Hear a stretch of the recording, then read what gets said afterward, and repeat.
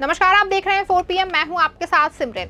महाराष्ट्र विधानसभा चुनाव इस बार कई मायनों में अहम माना जा रहा है। महाराष्ट्र के चुनावी नतीजे कहीं ना कहीं इस बार बीजेपी को प्रभावित करने वाले हैं। इसीलिए बीजेपी ने इस बार को चुनाव जीतने के लिए हर प्रकार की कोशिश कर डाली। हिंदुत्व को लेकर बीजेपी के नेताओं ने जिस तरह से महाराष्ट्र में प्रचार किया, वो कहीं ना कहीं इस बात को दर्शाता है कि ये चुनाव बीजेपी के लिए कितना अहम था।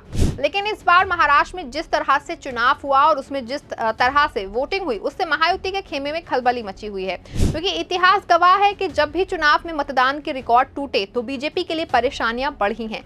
महाराष्ट्र में वोटरों ने मतदान के 30 साल के रिकॉर्ड को तोड़ते हुए इस बार 65.1% वोटिंग की। हालांकि माना जा रहा है कि महायुति और महाविकास अघाड़ी ने इस चुनाव में जिस तरह धुआंधार प्रचार किया, उसका असर भी वोटिंग में नजर आया।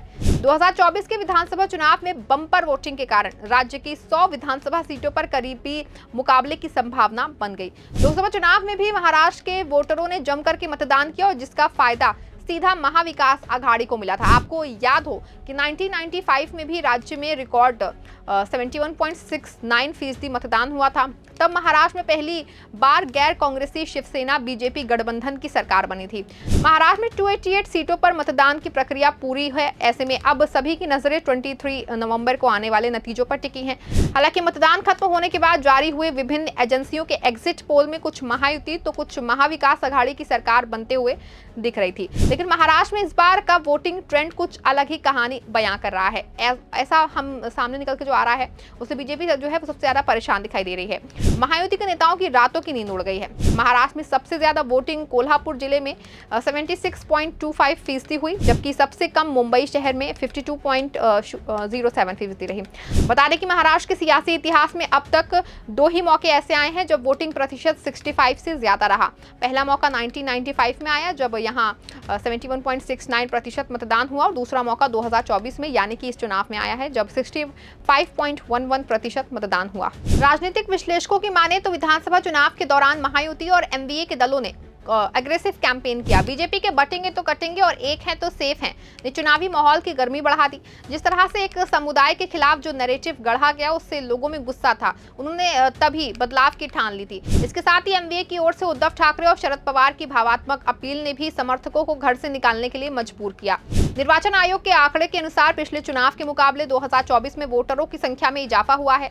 2019 के विधानसभा चुनाव के दौरान 8.85 करोड़ वोटर थे, जो अब 9.5% बढ़कर के 9.69 करोड़ हो गए हैं। 288 विधानसभा सीटों पर 65.11% मतदान हुआ, जबकि 2019 में 61.4% वोटिंग हुई थी। महाराष्ट्र में ये बढ़ी हुई वोटिंग किसके लिए विलन बनेगी और किसके लिए फायदेमंद, ये तो खैर 23 नवंबर को ही पता चल पाएगा।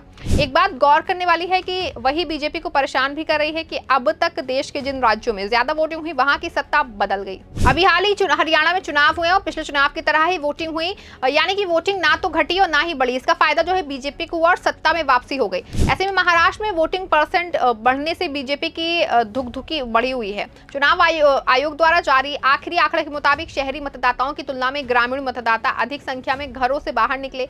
जिले में सबसे अधिक मतदान पश्चिमी महाराष्ट्र के कोल्हापुर जिले में दर्ज किया है, जहां 76.25% मतदान हुआ।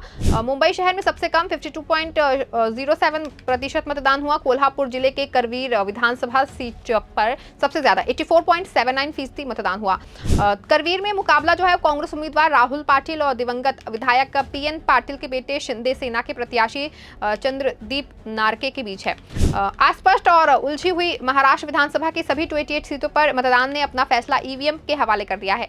महाराष्ट्र के मतदाता का सबसे मुश्किल और देश की राजनीति को मोड़ देने वाला अहम फैसला होगा। चुनाव जीतने के लिए महायुति और महाविकास अघाड़ी कितनी बेसब्र है, इसका अंदाजा इस बात से लगाया जा सकता है कि पहले से उलझ में फंसे महाराष्ट्र के मतदाता के सामने वोट डालने जाने से एन पहले वोट फॉर कैश के मतदान के लिए बिटकॉइन घोटाले जैसे मामले परोस दिए गए। क्या मतदाता ने इन मामलों को गंभीरता से लिया था या फिर राजनीतिक स्टंट मानकर खारिज कर दिया, इसका खुलासा भी हो जाएगा। लोकसभा चुनाव में महायुति को जिस प्रकार झटका लगा था, उसके बाद से ही शिंदे सरकार लोगों को लुभाने के लिए ताबड़तोड़ जनसभा कराई। शिंदे सरकार की लाडली बहन जैसी लोक लुभावन योजनाओं की तुरंत शुरुआत भी की, लेकिन इसका जो फायदा है वो नहीं मिला। शिंदे सरकार की लाडली बहन जैसी लोक लुभावन योजनाओं की तुरंत शुरुआत भी की, लेकिन क्या इसको फायदा मिलेगा? महाराष्ट्र में मध्य प्रदेश जैसा उलटफेर कर पाई या नहीं, इसका पता तो बाद में चलेगा। लेकिन इस चुनाव में फैसला ये भी होगा कि फाइनली असली शिवसेना उद्धव ठाकरे की है या फिर एकनाथ शिंदे की, असली एनसीपी दिग्गज शरद पवार की है या उनके भतीजे अजित पवार की। इन दोनों पार्टियों के कैडर मतदाता भी गुस्से में थे।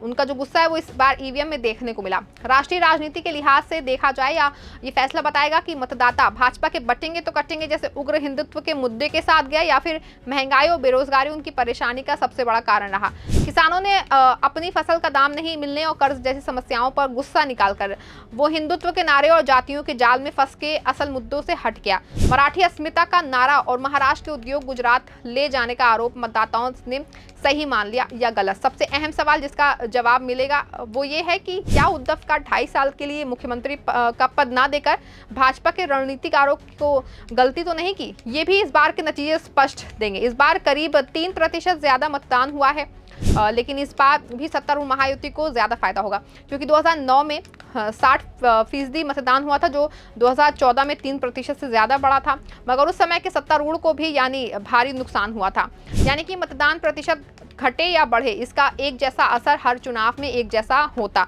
महाराष्ट्र में शिवसेना और भाजपा के टूटने से राजनीतिक दलों संख्या 4 से 6 हो गई। कुछ ही महीनों पहले हुए लोकसभा चुनाव में महाविकास अघाड़ी को मिली सफलता के बाद कई राजनीतिक पर्यवेक्षकों का मानना है कि यही जीत लोकसभा के बाद विधानसभा चुनाव में भी दोहराई जा सकती है। फिलहाल 23 नवंबर को महाराष्ट्र की सत्ता में कौन आएगा, ये सवाल महाराष्ट्र और राजनीति में दिलचस्पी रखने वाले हर शख्स ने जरूर जानना चाहा होगा। इस समय पूरे प्रदेश में जो है वो विधानसभा चुनाव की चर्चा चल रही है।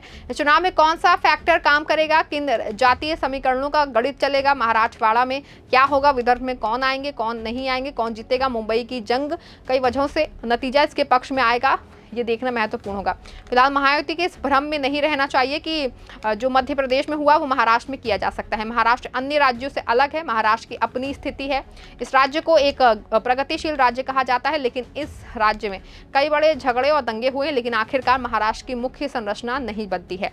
खबर फिलहाल इतना ही। आप देखते रहें 4 PM। धन्यवाद।